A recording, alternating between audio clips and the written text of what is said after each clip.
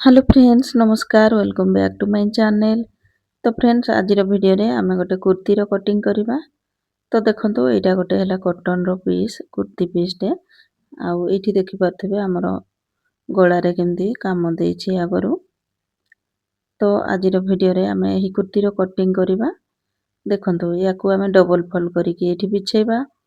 देखंतु फ्रेंड्स एठी जेहेतु हमरो एठी गळा साइड रे काम देइ देछि ता अनुसार ही हमकु कपड़ा फोल्ड करबा पय पड़िबो। देखंतु ताकू एमती मिडिल करिकि धरिबा हमर पूरा गळा को।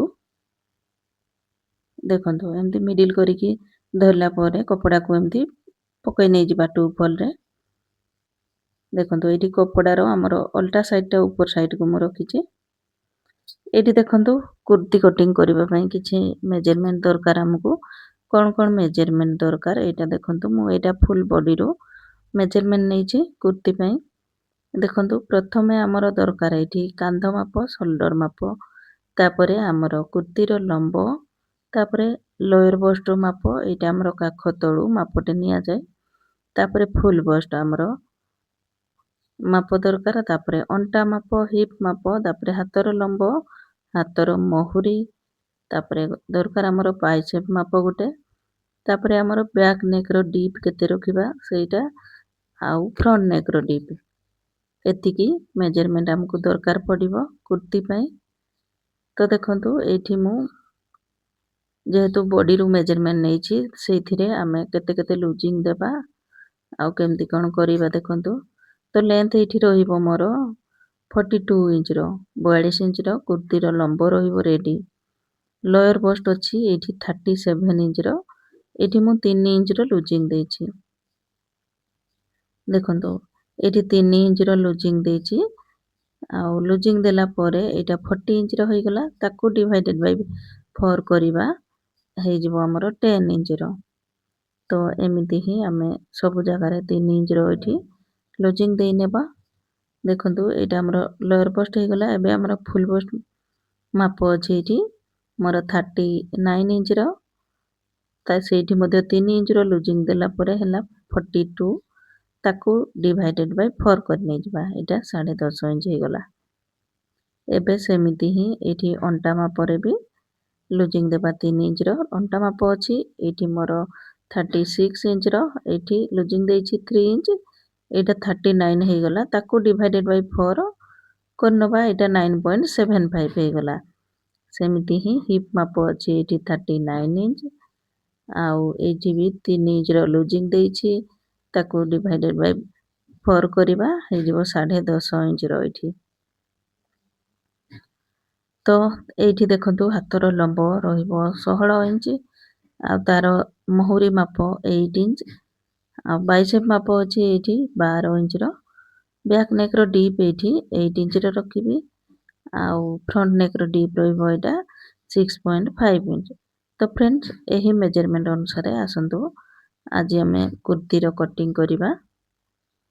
देखंतु पूरा स्टेप बाय स्टेप एठी कटिंग कर नै जिबा। देखंतु एठी हमरो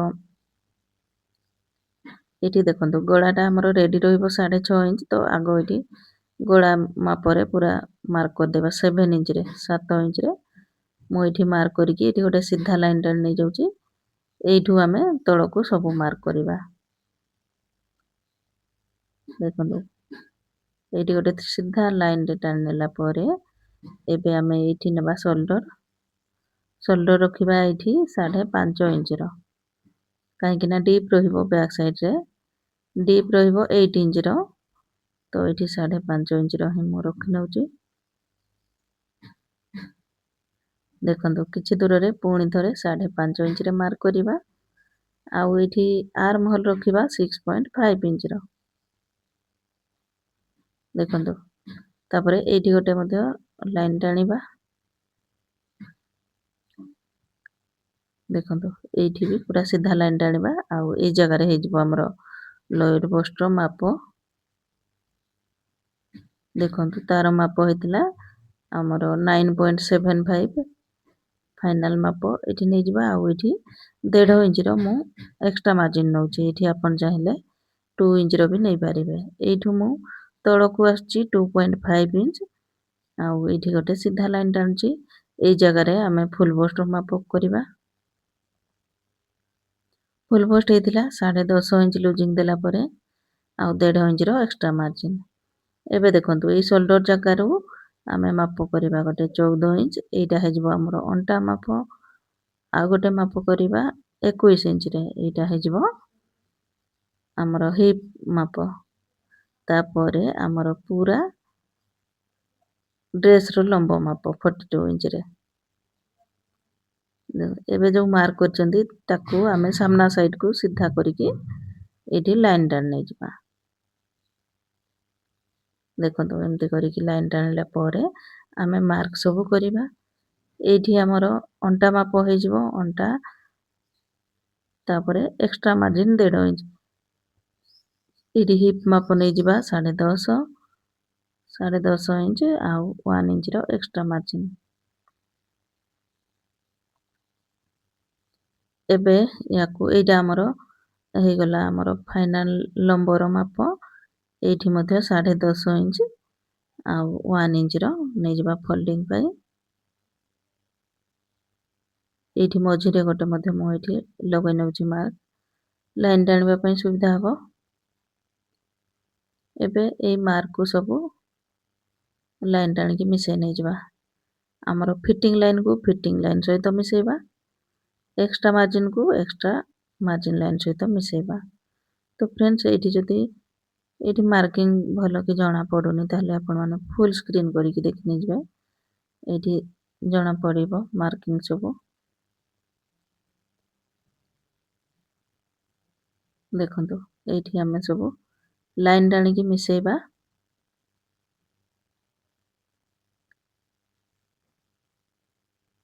ଦେଖନ୍ତୁ ଏଇଠି ଆମର ଲାଇନ୍ ହେଇଗଲା। ଏବେ ଆମେ ମାର୍କ କରିବା ଆମର ଏଇଠି ଆର୍ମ ହୋଲ୍ ସାଇଡ୍କୁ। ଏଇ କୋଣରୁ ଆମେ ନେବା 1.25ରେ ପୁରା ଆର୍ମ ହୋଲ୍ର ମିଡିଲରେ ଗୋଟେ ଏଇଠି ମାର୍କ କରିବା। ମାର୍କ କଲା ପରେ ଏଇଠି ରାଉଣ୍ଡର ସେପ୍ ଦେଇ ନେବା। ଦେଖନ୍ତୁ ଏଇଟା ଆର୍ମ ହୋଲ୍ ମାର୍କ ହେଇଗଲା। ଏଇଟା ଆମେ ବ୍ୟାକ୍ ସାଇଡ୍ର ମାର୍କ। ଏବେ ଆମେ ଭିତର ସାଇଡ୍କୁ ଆସିବା 1/2 ଇଞ୍ଚ। ଏଇଟା ହେଇଯିବ ଆମର ଫ୍ରଣ୍ଟ ପାର୍ଟ ପାଇଁ ଆର୍ମ ହୋଲ୍ ସେପ୍। ତାପରେ ଏଇଠି ଦେଖନ୍ତୁ ୟାର ମିଡିଲରେ ଗୋଟେ ମାର୍କ କରିକି ଏଇଠି ମଧ୍ୟ ରାଉଣ୍ଡର ସେପ୍ ଦେଇଦେବା।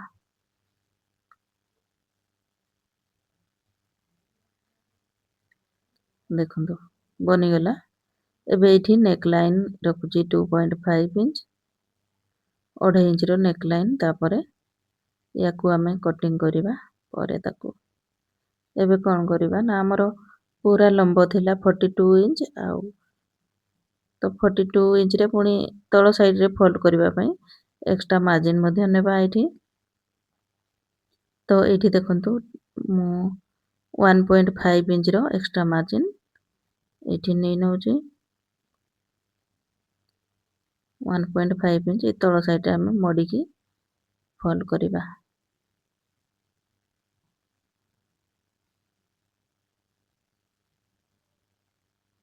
ଦେଖନ୍ତୁ ଏଇଟା ଆମର ହେଇଗଲା। ଏବେ ଆମେ ୟାକୁ କଟିଂ କରିକି ଅଲଗା କରି ନେଇଯିବା।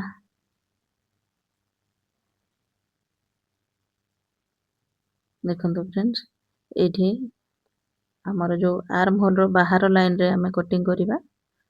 ଭିତର ଲାଇନ୍ରେ କଟିଂ କରିବାନି ଏବେ। ତ ଦେଖନ୍ତୁ ଏଇଠି ଆମର ଫ୍ରଣ୍ଟ ପାର୍ଟଟା କଟିଂ ହେଇଯାଇଛି। ତ ଏଇଟା ହେଲା ବିନା ଅସ୍ତ୍ରରେ ତିଆରି ହେଉଛି। ଏଇଟା ଗୋଟେ କଟନ୍ ପିସ୍ଟା। ମୁଁ ଏଇଠି ଅସ୍ତ୍ର ଲଗାଉନି। ବିନା ଅସ୍ତ୍ରରେ ହିଁ ଏ କୁର୍ତ୍ତୀଟା ତିଆରି କରିବା। ଏବେ ଦେଖନ୍ତୁ ଆମେ ବ୍ୟାକ୍ ସାଇଡ୍କୁ କଟିଂ କରିବା। ତ ବ୍ୟାକ୍ ସାଇଡ୍ ଏଇଠି ଏମିତି ମଝିରୁ ଫୋଲ୍ଡ ନ କରିକି ଏମିତି ଆମେ ସାଇଡ୍ରୁ ଫୋଲ୍ଡ କରିବା। କାହିଁକି ନା ଫ୍ରଣ୍ଟ ପାର୍ଟରେ ଆମର ଗଳା ସାଇଡ୍ରେ କାମ ଦେଇଥିଲା ବୋଲିକି ତାକୁ ସେମିତି ଫୋଲ୍ଡ କରିଦେଇଥିଲେ। ଏଇଠି ଆମେ ଆମର ହିପ୍ ଅନୁସାରେ ଫୋଲ୍ଡ କରିକି ଏଇଠି କଟିଂ କରିବା। ହିପ୍ ଆମର 10.5 1 ଇଞ୍ଚ ପ୍ଲସ୍ 11.5 ଇଞ୍ଚରେ ଫୋଲ୍ଡ କରିଦେଇକି ଏଇଠି ଆମେ ଫ୍ରଣ୍ଟ ପାର୍ଟକୁ ଆଣିକି ଏଇଠି ପକେଇ ନେଇଯିବା। ଦେଖନ୍ତୁ ପୁରା ଏଇଠି ବରାବର କରିକି ପକେଇବା। ତାପରେ କଟିଂ କରିବା। ସାମ୍ନା ସାଇଡ୍ରେ ଯୋଉ କପଡ଼ା ରହିଲା ସେଇଥିରେ ଆମର ହାତ ବାହାରିଯିବ। ଦେଖନ୍ତୁ ସମାନ କରିକି ଏଇଠି ରଖିଲା ପରେ ଏଠି କଟିଂ କରି ନେଇଯିବା ଆଉ ବ୍ୟାକ୍ ସାଇଡ଼କୁ ଏମିତି ମାପ କରିବା ଆଉ ଦରକାର ପଡ଼ିବନି। ଦେଖନ୍ତୁ ଯୋଉ ହିପ୍ ମାର୍କ ଥିଲା ସେଇଠି ଗୋଟେ କଟ୍ ଲଗାଇବା ଆଉ ଅଣ୍ଟା ମାର୍କରେ ଗୋଟେ କଟ୍ ଲଗାଇବା। ଦେଖନ୍ତୁ ଲମ୍ବରେ ଏଇଠି 1/2 ଇଞ୍ଚ ଏକ୍ସଟ୍ରା କରିକି କଟିଂ କରିବା ବ୍ୟାକ୍ ସାଇଡ଼କୁ। ଦେଖନ୍ତୁ ଏଇଠି ହେଇଯାଇଛି। ଏବେ ଆମେ ଏ ଫ୍ରଣ୍ଟ ସାଇଡ଼ର ଆର୍ମ ହୋଲ୍ ଯୋଉ ମାର୍କ କରିଥିଲେ ତାକୁ ଏଇଠି କଟିଂ କରିକି ସେପ୍ ଦେଇନେବା। ଦେଖନ୍ତୁ ଏତିକି କପଡ଼ା ବାହାରିବ ଆମର ଫ୍ରଣ୍ଟ ସାଇଡ଼ ପାଇଁ। ଏବେ ଏଇଠି ମୁଁ ଗଳା ସାଇଡ଼କୁ ମଧ୍ୟ କଟିଂ କରି ନେଇଯାଉଛି। ଏଇଠି ସିଲେଇ ମାର୍ଜିନ୍ 1/2 ଇଞ୍ଚ ଛାଡ଼ି ଦେଇକି କପଡ଼ା ଆଉ ତାକୁ କଟିଂ କରି ନେଇଯାଇଛି। ଏବେ ଏଇଠି ବ୍ୟାକ୍ ସାଇଡ଼ର ଗଳାକୁ ମଧ୍ୟ ଏଇଠି କଟିଂ କରିବା। ତ ଏଇଠି ନେକ୍ ଲାଇନ୍ 2.5 ଇଞ୍ଚ ଥିଲା, ନେକ୍ର ଡିପ୍ 8 ଇଞ୍ଚ ରେଡ଼ି ରହିବ ତ 8.5 ଇଞ୍ଚ ନେବା ଆଉ ତଳ ସାଇଡ଼ରେ ଚଉଡ଼ା ଏଇଠି ମୁଁ 1.5 ଇଞ୍ଚ ରଖୁଛି। ତାପରେ ଏଇଠି ରାଉଣ୍ଡ କରି ନେଉଛି। ଦେଖନ୍ତୁ ଏଇଠି ଆପଣଙ୍କ ପସନ୍ଦ ଅନୁସାରେ ଗଳାର ସେପ୍ ଦେଇପାରିବେ। ଦେଖନ୍ତୁ ଫ୍ରେଣ୍ଡସ୍ ଏଇଠି ଆମର ବ୍ୟାକ୍ ସାଇଡ଼ ବି ଏଇଠି କଟିଂ ହେଇଯାଇଛି। ଏବେ ଆମେ ଏହି କପଡ଼ାରେ ହାତ କଟିଂ କରିବା। ଦେଖନ୍ତୁ ଏତିକି କପଡ଼ା ୟା ଅନୁସାରେ ହିଁ ଆମେ ବାହାର କରିବା ହାତର ଲମ୍ବ ଯେତିକି ବି ରେଡ଼ି ରହିବ। ତ ଦେଖନ୍ତୁ ଏଇଟା କପଡ଼ାକୁ ମୁଁ 4 ଫୋଲ୍ଡ କରିକି ଏଇଠି ବିଛେଇ ନେଇଛି। ଦେଖନ୍ତୁ ପୁରା ଭଲ କି ତାକୁ ବିଛେଇ ନେଇଯିବା। ଦେଖିବା ଆମର କପଡ଼ାର ଲମ୍ବ କେତେ ରହୁଛି।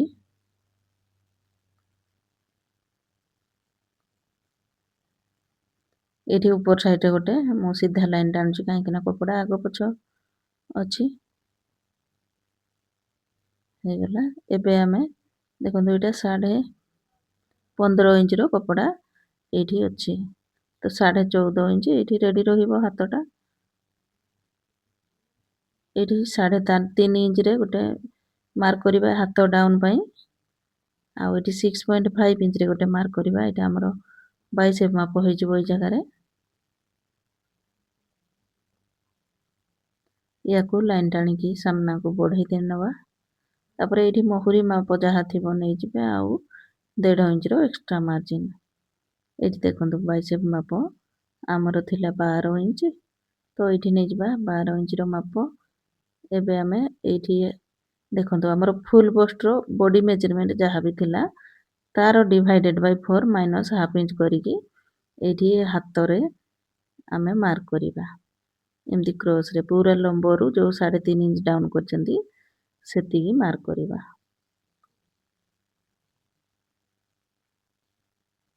ଏବେ ୟାକୁ ଲାଇନ୍ ଟାଣିକି ଏଇଠି ମିଶେଇ ନେଇଯିବା।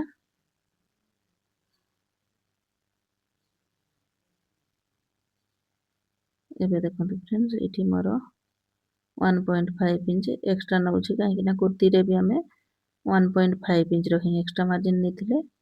ଏଇଠି ଉପରେ ଆମର 2 ଇଞ୍ଚ ପର୍ଯ୍ୟନ୍ତ ସିଧା ଆସିବା। ତାପରେ ତାକୁ ଏଇଠି ସେପ୍ ଦେଇଦେବା। ଏବେ ଦେଖନ୍ତୁ ୟାକୁ କଟିଂ କରିକି ଅଲଗା କରି ନେଇଯିବା ଆମେ।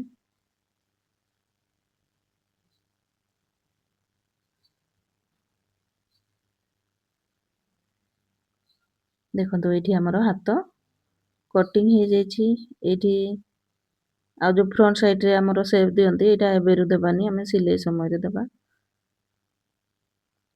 ସିଲେଇ କଲାବେଳେ ଫ୍ରଣ୍ଟ ସାଇଡ଼ର ଏମିତି 1/2 ଇଞ୍ଚର କପଡ଼ା ଆମେ ସେପ୍ ଦେଇକି କଟିଂ କରି ନେଇଯିବା। ତ ଫ୍ରେଣ୍ଡସ୍ ଏଇଠି ଆମର ପୁରା କୁର୍ତ୍ତୀ ଏଇଠି କଟିଂ ହେଇଯାଇଛି। ଏବେ ମୁଁ ଏଇଠି କ୍ରସ୍ ପଟି ମଧ୍ୟ କଟିଂ କରି ନେଉଛି। ଗଳା ସାଇଡ଼ରେ କ୍ରସ୍ ପଟି ହିଁ ଲଗେଇବି। ଏଇଠି ଏମିତି କ୍ରସରେ ମାର୍କ କରିଦେବା କପଡ଼ାକୁ। ତାପରେ ଏଇଠି 1.5 ଇଞ୍ଚର ଚଉଡ଼ା ନେଇକି ସବୁ ପଟି କଟିଂ କରି ନେଇଯିବା। ତ ଫ୍ରେଣ୍ଡସ୍ ଆଜିର ଭିଡ଼ିଓ ଭଲ ଲାଗିଲେ ଭିଡ଼ିଓରେ ଗୋଟେ ଲାଇକ୍ କରିବେ ଆଉ ଚ୍ୟାନେଲରେ ନୂଆ ଥିଲେ ଚ୍ୟାନେଲକୁ ସବସ୍କ୍ରାଇବ୍ କରିନେବେ। ପାଖରେ ଥିବା ବେଲ୍ ଆଇକନ୍ ମଧ୍ୟ ପ୍ରେସ୍ କରି ନେଇଯିବେ, ଯାହାଫଳରେ ଯେତେବେଳେ ବି ମୁଁ ଭିଡ଼ିଓ ଅପଲୋଡ଼ କରିବି ଆପଣମାନଙ୍କ ପାଖକୁ ଯିବ ନୋଟିଫିକେସନ୍। ଦେଖନ୍ତୁ ଏଇଠି କ୍ରସ୍ ପଟି ବି ଆମର କଟିଂ ହେଇଗଲା। ୟାକୁ ଜଏଣ୍ଟ କରିକି ଗଳାରେ ତାକୁ ସେଟ୍ କରିବା। ତ ଫ୍ରେଣ୍ଡସ୍ ଆଜିର ଭିଡ଼ିଓରେ କେବଳ କଟିଂ ଥିଲା। ନେକ୍ସଟ ଭିଡ଼ିଓରେ ଆମେ ଏହାର ସିଲେଇ ଜାଣିବା। ତ ଥ୍ୟାଙ୍କସ୍ ଫର୍ ୱାଚିଂ।